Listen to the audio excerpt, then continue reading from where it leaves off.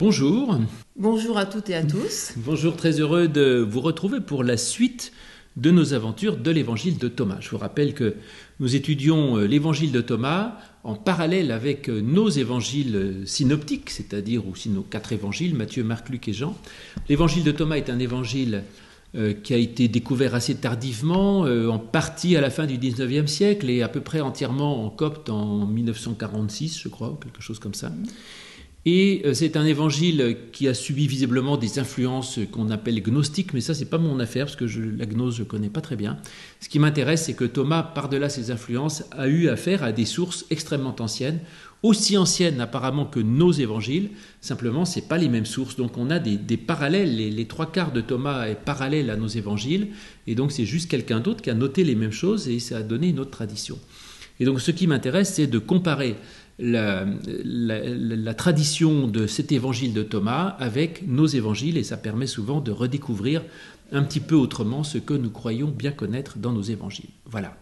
Alors, je suis aujourd'hui avec Edith Daillot-Cazeneuve, qui fait la gentillesse d'être ici présente. Donc vous êtes vous derrière la caméra, mais il y a quand même, j'ai au moins une personne en présence. Merci Edith.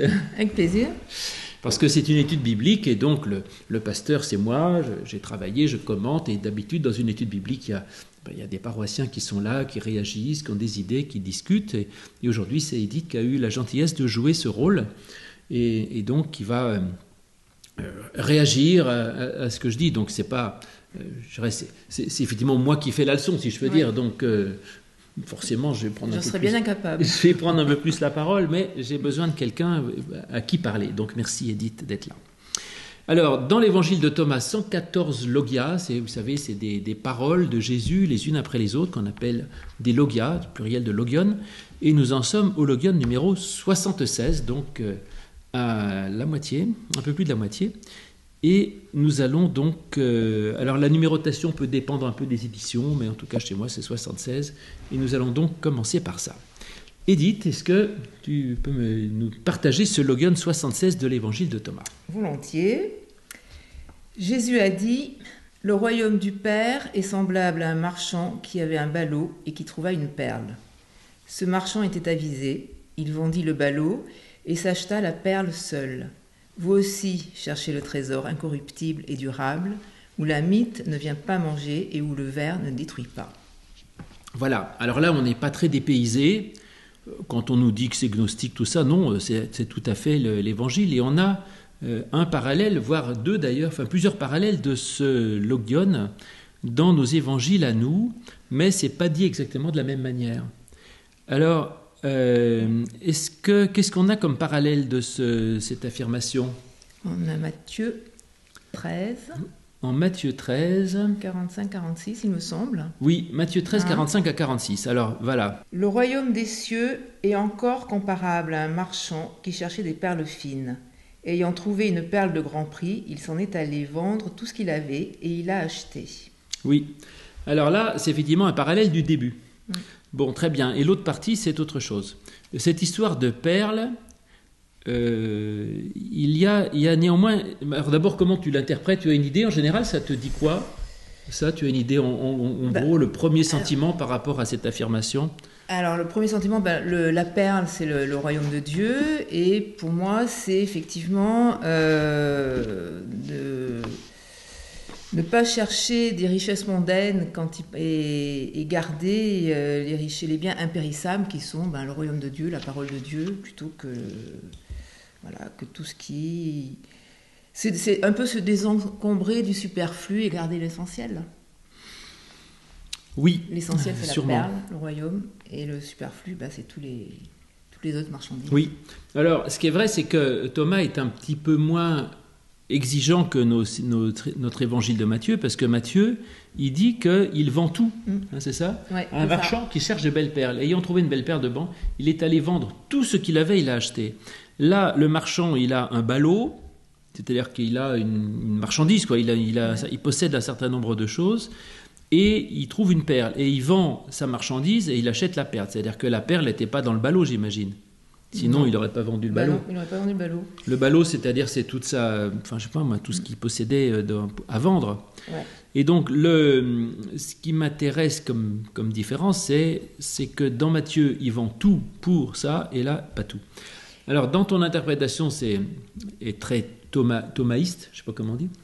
Mais effectivement, dans Matthieu, ça va un peu plus loin, parce que c'est pour le royaume de Dieu, et il vend tout pour le royaume de Dieu. Alors, vendre tout pour le royaume de Dieu, ça laisse supposer qu'il sacrifie, enfin, comment dire, c'est-à-dire qu'il sacrifie tout pour être fidèle à Dieu, quoi. C'est l'histoire du jeune homme riche, non? Vends tout ce que tu as, vends tout ce que tu as, donne-le aux pauvres et suis-moi. C'est-à-dire que dans ce commandement que Jésus donne au jeune homme riche, il dit qu'il faut tout donner pour hériter du royaume de Dieu. Pour y accéder, ouais. Oui, mais ça c'est bizarre quand même. C'est bizarre d'abord, pourquoi? Parce que l'évangile, il m'a semblé que l'évangile c'était plutôt le salut par la grâce, donc il n'est pas question d'aller vendre quelque chose pour acheter. On a l'impression que là il achète le royaume de Dieu. Il vend tout pour acheter. Chez Thomas, oui, mais chez Matthieu, en fait, c'est un marchand qui cherchait des perles déjà. Lui, il est dans la recherche, il me semble. C'est semblable à un marchand qui cherche de belles perles. Ah oui. Tandis que chez Thomas, il la cherche trouve pas de façon inopinée. Ah oui, c'est vrai. Enfin, ça semble comme... Je sais pas. C'est vrai, oui, c'est vrai. Qu'en penses-tu? C'est vrai que dans Thomas, il n'y a pas la recherche, il la trouve par hasard. Ouais. Dans mon expérience pastorale, on trouve un petit peu les deux. Hein. Il y a des gens qui cherchent et qui trouvent, et il y a des gens qui ont trouvé sans avoir cherché. D'ailleurs, j'ai prêché il n'y a pas très longtemps, j'avais mis... quand l'Évangile dit qui cherche trouve, je crois que c'est vrai, hein, c'est-à-dire... alors on ne trouve pas toujours ce qu'on cherche. C'est-à-dire parfois on cherche une chose, on en trouve une autre, mais donc il faut être disponible à ce que l'on trouve. Et j'avais dit il n'y a pas très longtemps que qui cherche trouve, oui, mais en fait celui qui cherche rien ne trouve rien. C'est parfois vrai, pas toujours. Parfois il y a des gens sur qui la foi tombe comme ça, non? Ah, certainement, oui. Bon. Moi, je n'en connais pas, en tout cas, c'est... Moi, je pense que c'est quand même mieux de chercher, parce que si on attend sans chercher, c'est quand même compliqué. En tout cas, il a eu le mérite de reconnaître la chose précieuse, et ce qui n'était pas évident, parce qu'une perle, c'est pas gros, au milieu de tout son bazar. Bon, en tout cas, l'histoire du jeune homme riche, où Jésus lui dit « Vends tout ce que tu as, donne-le aux pauvres et suis-moi », c'est effectivement quand même assez exigeant et assez étonnant, et là, on trouve quelque chose d'un peu semblable. Après... tu as dit qu'il s'agit d'une question des richesses matérielles par rapport aux richesses spirituelles. Oui, les richesses matérielles qui sont périssables et la richesse spirituelle qui est impérissable. Quand il parle justement des mythes et des choses. Oui, alors ça c'est intéressant parce que c'est la deuxième moitié de ce Logion 76, quand il dit « Vous aussi cherchez les trésors incorruptibles et durables où la mythe ne vient pas manger, le ver ne détruit pas ». Là aussi on a des parallèles, mais pas au même endroit dans Matthieu. Ça se trouve en Matthieu 6, je crois Matthieu 6, 19 et 20, où on a le parallèle de ce passage.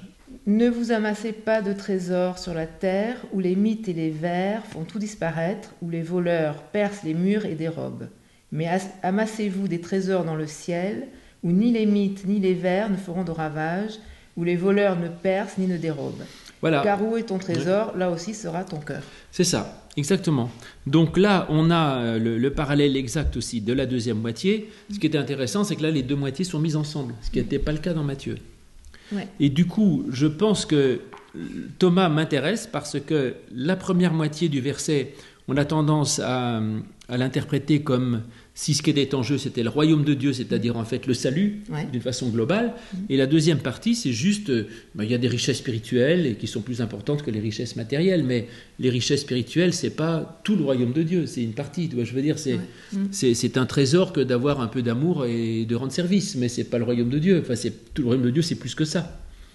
C'est beaucoup plus vaste. C'est plus vaste, voilà. Ouais. Et donc là, Thomas, d'une certaine façon, rend ce passage, je dirais, plus abordable, plutôt que l'autre qui vend tout pour le royaume de Dieu, comme le jeune homme riche qui aurait tout vendu pour hériter la vie éternelle.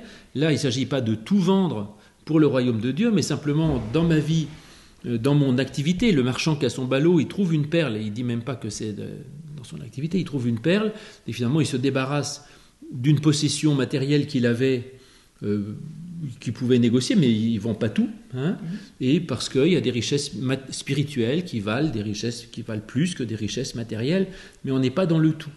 Ça, c'est intéressant, voilà, je pense, parce que du coup, ça rend le jeune homme riche applicable, si je peux dire. Ouais, et puis c'est plus facile en fait. Oui, c'est ça, c'est ça. Et l'idée, après, des richesses spirituelles versus les richesses matérielles, ça m'a fait penser à autre chose, c'est la question du pari de Pascal, qui m'a toujours semblé un peu discutable, mais néanmoins, vous savez, Pascal qui dit, en fait, les richesses éternelles c'est pour une infinité de temps, et la vie terrestre, elle est pas très durable. Donc il vaut mieux sacrifier un peu de sa vie terrestre qui dure quelques années pour gagner un trésor infini. Même si la probabilité c'est 1 sur 2, un trésor infini à 1 sur 2, ça se joue, quoi. C'est ça l'idée du pari de Pascal. Et en fait, le pari de Pascal, c'est un peu ça, c'est de dire il y a des richesses qui valent infiniment plus que d'autres, donc ça vaut le coup de sacrifier certaines richesses matérielles pour des richesses spirituelles. Et ça, le pari de Pascal est faux, si je peux dire, enfin n'a jamais converti personne d'ailleurs, si. Pas que ça. Je ne crois pas, mais tout simplement pourquoi ? Parce qu'il est faux, c'est bizarre qu'un mathématicien d'ailleurs ait dit ça, parce que la question en mathématiques, c'est de savoir combien vaut 0 fois l'infini, c'est-à-dire une valeur infinie qui a une probabilité 0 d'être, le résultat, c'est n'importe quoi, ça peut être moins l'infini, ça peut être 0, ça peut être plus infini ou rien du tout, ou un nombre n'importe quoi. Donc le pari de Pascal, mathématiquement, ça ne tient pas. Mais néanmoins, voilà, ce que je voulais dire, c'est par rapport à ce qu'on enseigne du salut par la grâce, il ne s'agit pas d'acheter le royaume de Dieu, mais il y a quand même parfois quelque chose dont il faut se débarrasser pour avoir des trésors dans le ciel. Ça fait moins rire les paroissiens. Si. On aimerait, le salut vous est donné, d'accord, mais... C'est tellement plus simple, hein. Mais en même temps,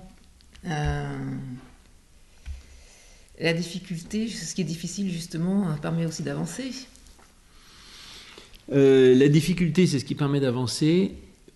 Mais donc, le salut nous est donné, mais c'est qu'il y a quand même des trésors spirituels, des trésors des richesses intérieures que personne ne peut nous retirer, et que ça, on les a quand même par une forme de dépouillement, peut-être, et de don. Parce que dès qu'on est riche vraiment de ce que l'on donne, mais ce que l'on donne, ça nous enlève quand même quelque chose. Donc il y a quand même à un moment donné quelque chose à donner, à perdre ou à sacrifier. Même si ça ne met pas en cause notre propre salut, c'est pas la question. Voilà. Mais est-ce que c'est un sacrifice finalement ? Si justement ça permet d'acquérir quelque chose de beaucoup plus important et d'impérissable. Mais ce qui m'embête, c'est que tu me pousses à aller dire que finalement il y a une sorte d'achat, c'est-à-dire le sacrifice. Ça suppose que c'est un dénuement plutôt. Oui. Qu'un sacrifice, non ? Un dépouillement, ouais. qui permet d'avoir autre chose, mais c'est pas un achat. Oui, c'est ça, c'est compliqué.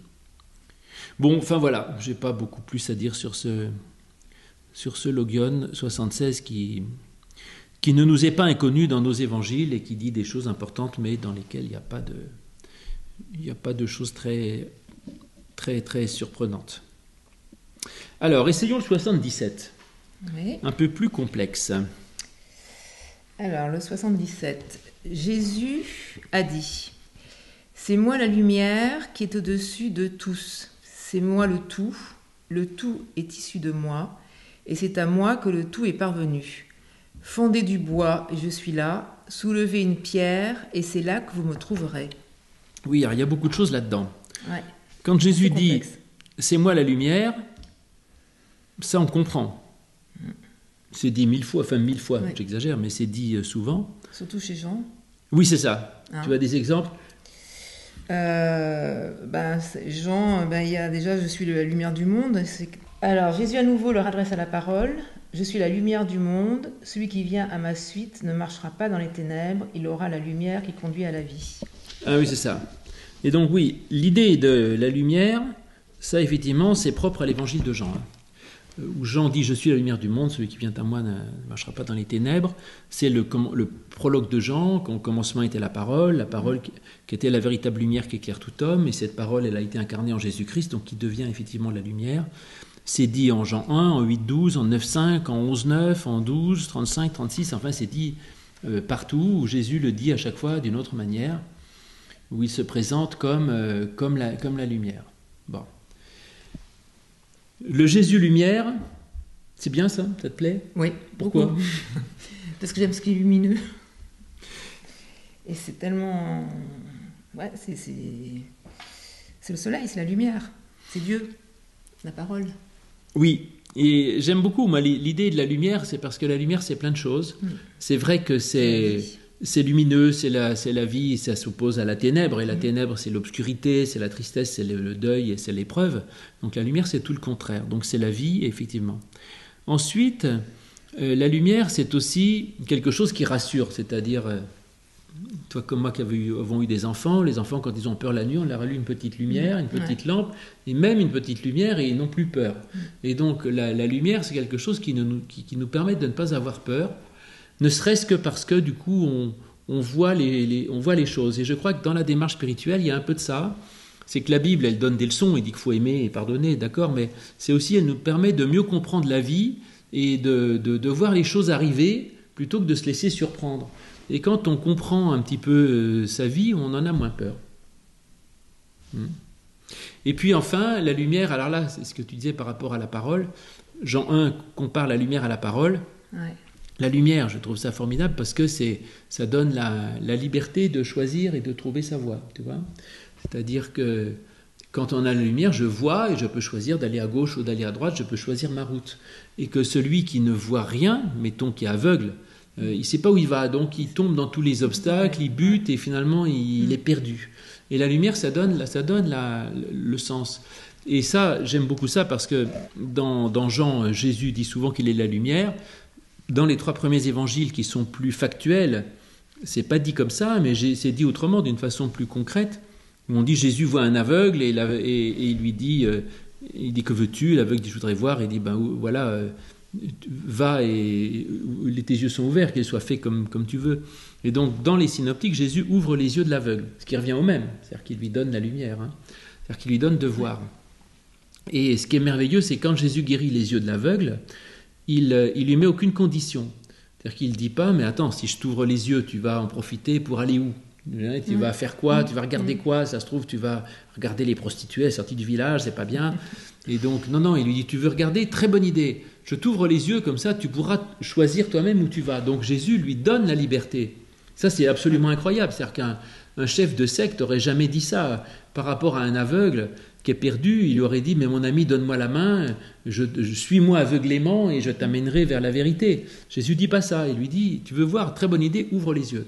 Donc Jésus nous fait confiance, tu vois. Ouais, il laisse le choix. Ah oui, c'est merveilleux. Et quand il nous donne la lumière, ça veut dire que même l'enseignement du Christ, c'est même pas un enfermement, je dirais, doctrinal ou moral. Non, tu dois faire ci, tu dois faire ça, et tu dois surtout pas réfléchir.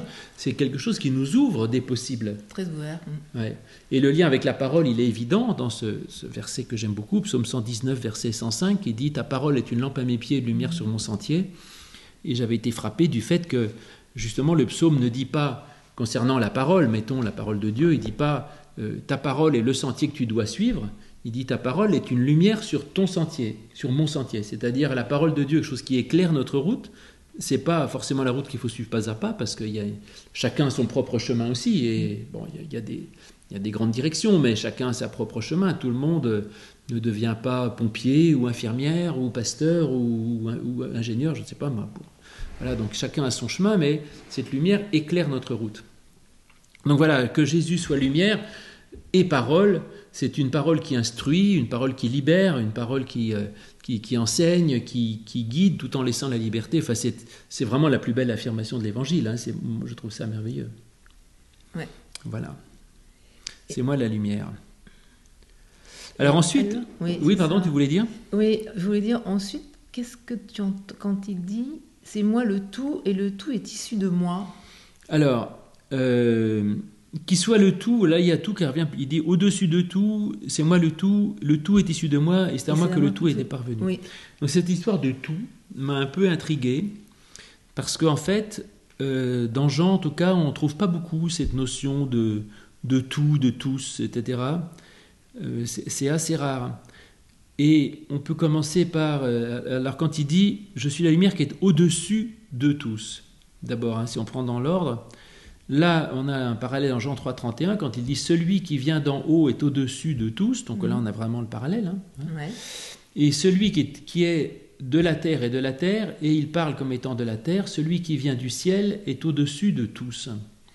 Et donc là, Jean 3,31, au verset 31, dans le dialogue qu'il a à propos de Jean-Baptiste, non, c'est Jean-Baptiste qui dit ça. C'est Jean-Baptiste qui le dit. Il faut qu'il croisse et que je diminue.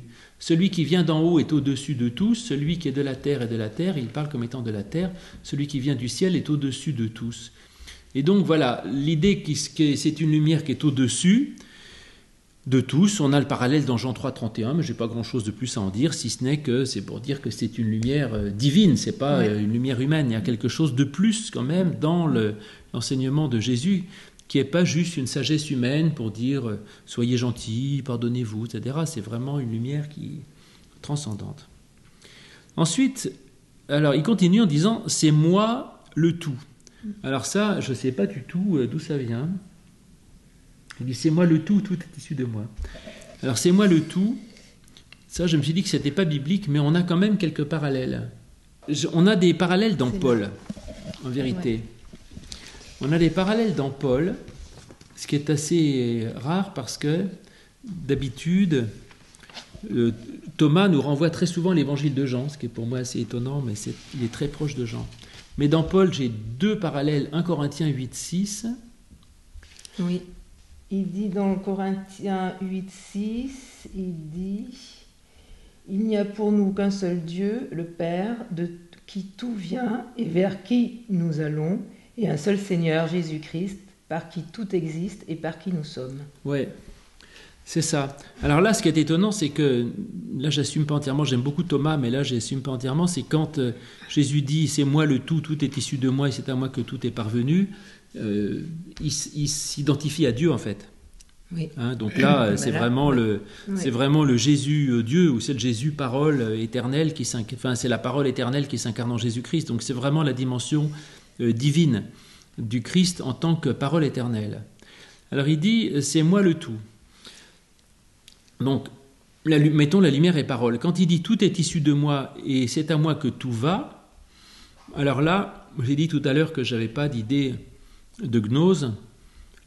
Cette formulation est quand même très gnostique, puisque on résume l'habitude des gnostiques de poser toujours les mêmes questions.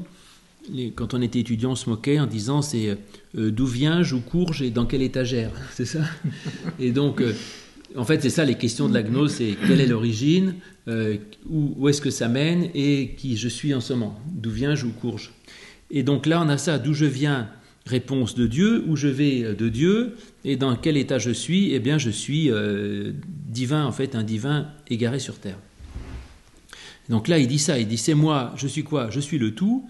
Je viens d'où vient le monde? Eh bien, il vient du tout. Où est-ce qu'il va? Il va au tout. Donc le monde, il vient de Dieu, il va à Dieu, et il est dans la quête de ce Dieu qui est présent en tout. Donc il y a cette espèce de panthéisme finalement dans ce verset qui est assez étrange. Alors évidemment dans Paul, on a effectivement, tu l'as cité en Corinthiens 8,6, où Dieu dit le Père de qui viennent toutes choses et pour qui nous sommes. Donc c'est ça, de qui viennent toutes choses, tout vient du Père et tout va au Père, c'est ça. Et Paul va également comme Thomas en divinisant aussi le Christ, et il dit Jésus-Christ par qui sont toutes choses et par qui nous sommes. Donc il dit exactement les mêmes choses. Nous sommes par Jésus-Christ et par qui sont toutes choses et par qui nous sommes. Donc Jésus-Christ est par lui que nous sommes tout, donc c'est bien exactement la même chose. Est-ce qu'on peut dire que en fait, Jésus est l'union de l'humain et du divin? Oui. Donc c'est un tout, non? Enfin, je sais pas, c'est une question que je pose, il est en même temps la vie et la mort. En tant que Christ, il vivait, et puis il y a la résurrection, il est la vie et la mort. Et puis il est le temps, ou son temps sur terre, et il est l'éternel. Donc, enfin, je sais pas, c'est une idée que j'ai comme ça. C'est donc, vrai c'est un tout. Il fait la synthèse finalement entre le matériel. Absolument, non, c'est vrai. Oui, c'est vrai. J'avais pas pensé. C'est une question. Oui.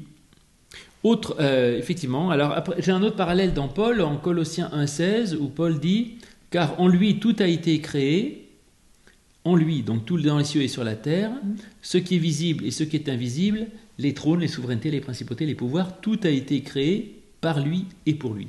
Donc en fait, ces idées que le Christ est en tout et tout a été fait pour lui, par lui, c'est très paulinien. Mais c'est pas johannique, c'est bizarre. Parce que j'ai des tas de parallèles dans Paul, mais là, pas tellement dans Jean. Alors, néanmoins, on peut en dire plusieurs choses qui me semblent assez belles. Dieu, vraiment, Dieu est partout là-dedans. D'accord ? Il est à la fois l'origine et le but. Ça, c'est assez beau de dire que Dieu est à la fois l'origine et le but. Il est à la fois la source de ce que je suis, l'énergie qui m'est donnée, la force qui me permet d'être. Il est mon créateur et il est aussi le but. Le royaume des cieux, c'est aussi le but vers lequel on se dirige, c'est-à-dire qu'il est aussi le but et l'idéal. Et la parole de Dieu, c'est la parole qui a créé le monde, mais c'est aussi la parole qui nous invite à aller dans une certaine direction. Donc la parole de Dieu et le Christ, il est à la fois le commencement et la fin de tout. D'ailleurs, c'est ce qu'on dit dans l'Apocalypse, où on dit que Jésus, il est l'alpha et l'oméga, le début et la fin. Le commencement est là. Le commencement, il est la source et le but. Tout est issu de lui et tout parvient à lui. Bon. Ensuite, il dit c'est moi le tout. Bon, pourquoi pas? Donc, c'est ce qu'on appelle du panthéisme, c'est-à-dire que Dieu est. Enfin, le tout, c'est Dieu et Dieu est le tout, donc Dieu est Dieu partout en toutes choses. C'est discutable. Sauf si, ça doit se comprendre dans le sens de ce que tu dis qui est intéressant, c'est-à-dire que Jésus, en tant qu'union d'homme et Dieu, il est le tout, mais Dieu, il est que la partie spirituelle, c'est ça que tu voulais dire en fait. Oui. Ah oui, ça m'intéresse, parce que si ça se trouve, le texte divinise pas autant Jésus que ça, parce que dire c'est moi le tout, ça colle pas ça. En fait. Donc je pense que tu as raison, ça m'intéresse. Ça colle pas de dire que Dieu est tout, parce que Dieu n'est pas identique à sa création, dans la Bible en tout cas. La création de Dieu, c'est pas Dieu. Dieu, et même dans la tradition biblique, on dit que Dieu se retire pour créer, la tradition juive, s'appelle le Tzimtzum, et que Dieu s'est créé en se retirant du monde, justement. Et dans l'Évangile, Dieu n'arrête pas de se retirer. Dans les grandes paraboles, Dieu part en voyage et il confie la vigne à ses serviteurs. Donc en fait, Dieu n'est pas tout et partout. Dieu laisse de la place à l'homme. Par contre, effectivement, si c'est Jésus lui-même, on peut dire qu'il est, lui, il est le tout, puisqu'il fait l'union effectivement entre le matériel et le spirituel. Oui, je n'avais pas pensé à ça, c'est intéressant. Ok. Alors ensuite, l'origine et le but, d'accord, je comprends. L'origine et le but. Alors le but, Jésus, il est, ça c'est un peu théillard, hein, il est le point oméga, c'est-à-dire qu'il est l'homme idéal. Oui. C'est-à-dire que quand Dieu, c'est l'homme tel que Dieu le voudrait, c'est-à-dire qu'un homme plein d'amour et de bonté, ok. Et c'est aussi le point de départ. C'est ce que dit Jésus dans Jean quand il dit « Avant qu'Abraham fût, je suis ». Oui. Il dit ça, ce qui est assez étonnant parce qu'en fait, Jésus, en tant qu'homme, il est né dans le sein de la Vierge Marie, donc il n'y a pas de préexistence des âmes dans la Bible, tu vois. L'âme de Jésus, elle a été créée à sa conception dans le sein de la Vierge Marie. Mais néanmoins, si Jésus est l'incarnation de la parole éternelle de Dieu, le Verbe éternel de Dieu existe de toute éternité. Et par ailleurs, Jésus, s'il est le projet ultime de Dieu, comme dit Aristote, ce qui est dernier dans l'ordre de la réalisation est premier dans l'ordre du projet. C'est-à-dire que quand Dieu crée le monde, ce qu'il a en tête, c'est le Christ. C'est d'arriver au Christ, en fait. Donc il crée des dinosaures, des animaux, des humains comme toi et moi, et finalement le but c'est d'arriver au Christ, qui est le but ultime de la création. Mais donc Dieu, dans l'ordre de l'entendement, ce qu'il a en tête, c'est le Christ. Donc au départ, c'est le Christ, c'est ça. Voilà. Donc c'est pour ça qu'il dit avant Abraham. C'est ça, avant même qu'Abraham, ce que Dieu avait en tête, c'était le Christ. Et dans l'ordre de la réalisation, le Christ arrive en dernier. Ouais. C'est-à-dire que je sors dans la rue pour acheter de la moutarde. Ce que j'ai en tête, c'est d'acheter de la moutarde. Mais je n'aurais acheté la moutarde qu'au bout de mon voyage. Ouais. Mais donc, je suis sorti dans la rue, je me suis promené, mais avant même que j'ai commencé à sortir, ce que j'avais déjà en tête, c'était d'acheter de la moutarde. Et finalement, j'achète de la moutarde à la fin. Donc ça, c'est voilà, exemple thomiste, hein, finalement. Donc, Jésus est à la fois le commencement et le but. Il est l'origine dans l'entendement divin, et il est le but. Et la parole de Dieu est la parole créatrice, et il est aussi la parole qui nous attire vers un but. Donc ça, je comprends. Tout est issu de moi, tout vient à moi. Ensuite, qu'il soit le tout, d'accord, il est dans l'ensemble du monde, mais en même temps, quand il dit « fendez du bois, je suis là, soulevez une pierre, c'est là que vous me trouverez », alors là, il précise ce panthéisme, je dirais, d'une façon, de deux manières. D'abord, le soulever une pierre, c'est là que vous me trouverez, c'est-à-dire, si vous cherchez, si vous regardez la création, Dieu est partout, en dessous de la création. C'est-à-dire que il est là où nous sommes. Oui, non, peut-être. Oui, il est là où nous sommes. C'est la présence universelle et omniprésente de Jésus. Je sais pas, c'est... Oui, absolument. Il est présent en toutes choses. Dieu est présent d'une façon, ça s'appelle l'immanentisme. Dieu est présent d'une façon immanente dans toutes choses. Dieu n'est pas absent ni de ce livre, ni de ce micro, ni de toi, ni de moi, ni de rien. Dieu est présent partout. Et donc il est présent en toutes choses. Soulever une pierre, Dieu est là, mais il est aussi partout.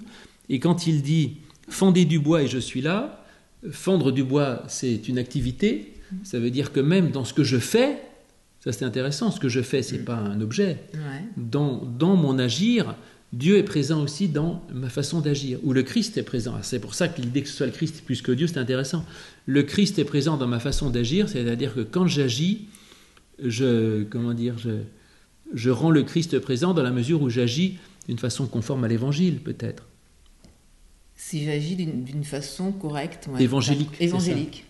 Et ça, c'est une chose qui a été très, très enseignée par la pensée protestante. Vous savez bien qu'il y a toujours, au moment de la Réforme, qui a refusé de séparer les actes profanes des actes religieux, en disant tout acte quotidien peut devenir un acte religieux.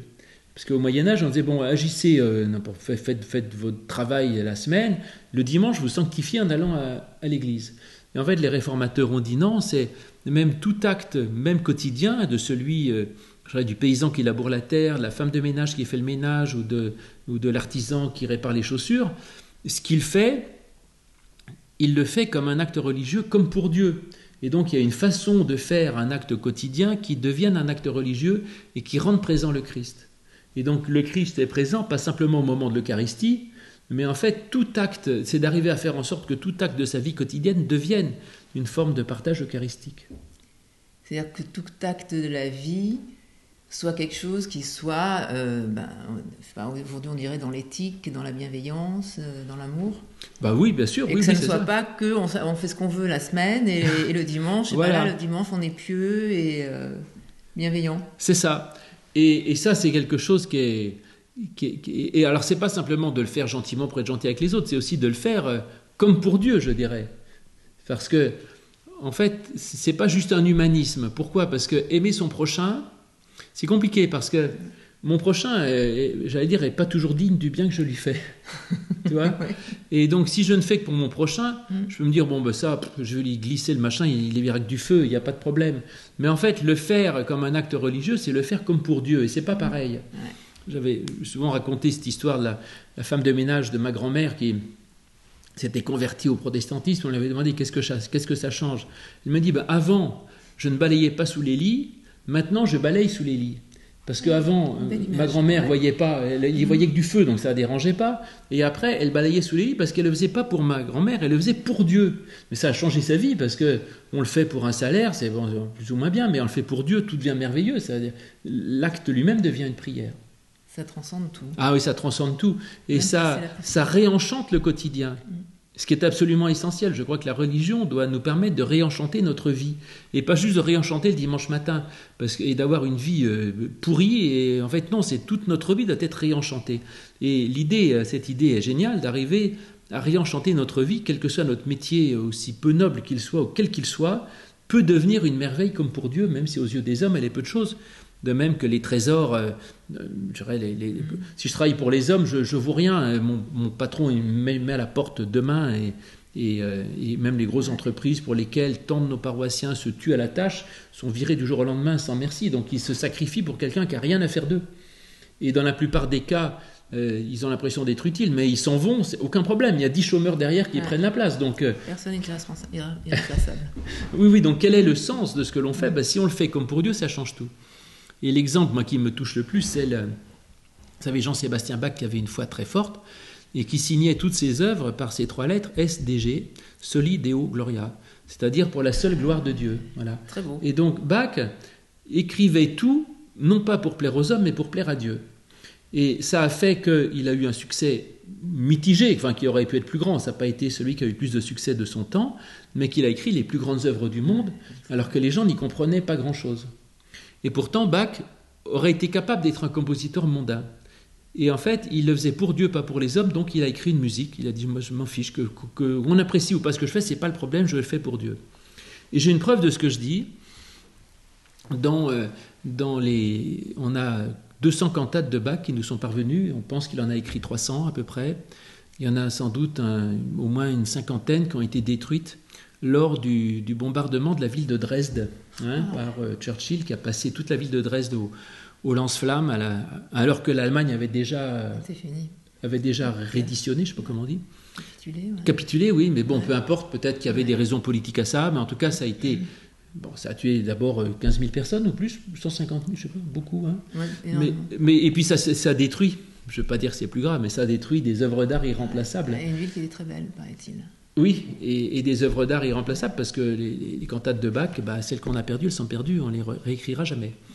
Bon, passons. Et il y en avait certainement beaucoup, en tout cas, je sais, moi, je joue, moi qui suis musicien, je joue sur un manuscrit, enfin un facsimilé de manuscrit, il y a écrit sur l'introduction, facsimilé du seul manuscrit connu de ce luthiste qui s'appelait Jacques Gallo, qui était conservé à la bibliothèque de la ville de Dresde, à partir d'une photo qui avait été prise par un Anglais en 1935, du seul manuscrit existant détruit lors du bombardement. Donc ce manuscrit, un Anglais avait pris une photo du manuscrit, donc on a pu le reproduire, et c'est le seul manuscrit existant, et sinon il aurait été totalement perdu. Il y en a sûrement eu plein d'autres qui ont été détruits. Enfin, peu importe. Mon sujet, c'est Bach, qui compose plusieurs cantates. Et à un moment donné, il a concouru pour être cantor dans je ne sais plus quelle ville. Et on a dit au candidat, écoutez, composez une cantate. Et on va juger le meilleur. Il compose une cantate, qui est la cantate BWV 23, qui est une merveille absolue. C'est une petite cantate assez courte, mais qui est absolument sublime, d'une originalité, d'une beauté, qui est absolument, mais c'est somptueux, magnifique. Il fait donner ça, et le conseil municipal dit, écoutez, c'est pas terrible, c'est moyen, l'autre machin fait beaucoup mieux. Alors Bach dit, attendez, je vais vous en refaire une autre. Il en refait une autre, qui a été numérotée 22, ça a été mis à l'envers malheureusement, la 23 a été fait avant la 22. Et la 22, il refait une cantate, qui est très jolie quand même, mais qui est vraiment beaucoup plus banale, qui est un enfilage de poncifs, de banalités, enfin, etc. Et là, les gens disent, c'est formidable, alors là, on aime, génial, vous êtes formidable. Et donc, ils ont trouvé ça épatant, ce qui prouve que Bach était tout à fait capable de faire de la musique qui plaise à ses contemporains, et qu'il ne le faisait pas parce que ce n'était pas son but. Tu vois, il le faisait pour Dieu, comme je le dis, et pas pour plaire aux hommes, donc il ne faisait pas de la musique mondaine. Et il savait, il aurait été capable, il savait faire, mais ce n'était pas son but. Et donc voilà, l'idée de... Quand il dit « fendez du bois et vous me trouverez »,« fendez du bois et je suis là », ça, pour moi, c'est une des plus belles choses qui soit, et c'est tellement le sens de la piété de la Réforme, je dirais, de dire Dieu est présent dans la vie de tous les jours, dans les actes quotidiens, dans son métier, dans son travail, le moindre des gestes.